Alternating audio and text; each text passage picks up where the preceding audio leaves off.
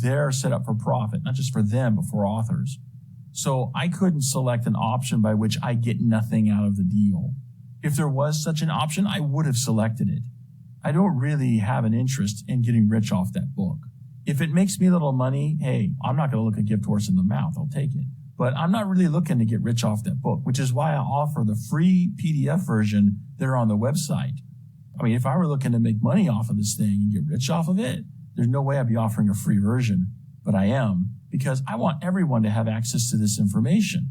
It's all good information. It's information that's vital to understand because it lays the foundation for the changes that you need to make to turn your life around and start living your best life.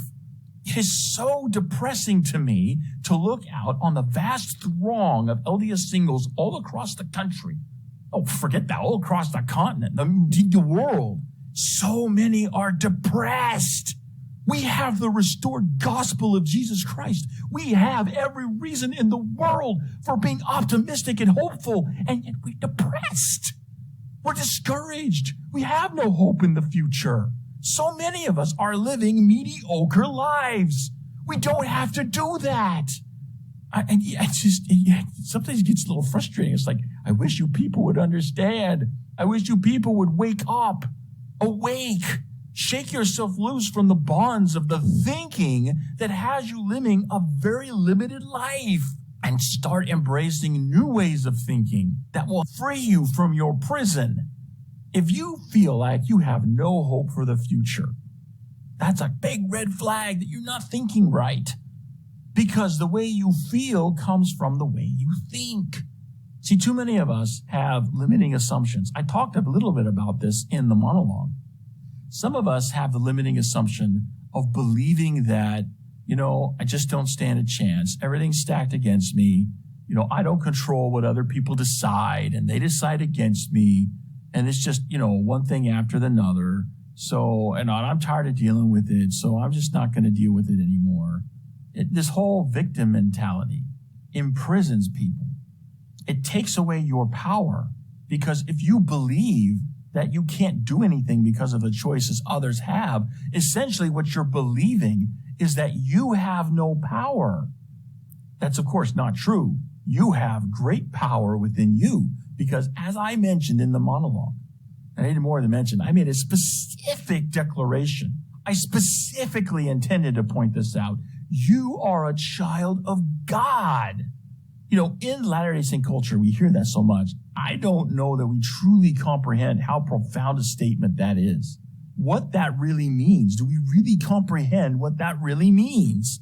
I'm not sure many of us do. Because if we did, we wouldn't be depressed.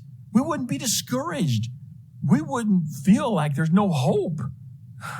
When you truly understand what it means to be a child of God, what does it mean to be a child? Well, we know from nature that children inherit traits of the parent. It's passed on through genetics.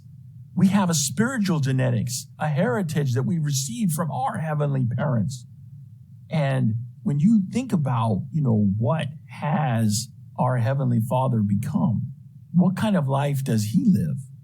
I wouldn't call his life mediocre. I wouldn't call his life anything less than phenomenal. Every child in nature has the potential to become as the parent.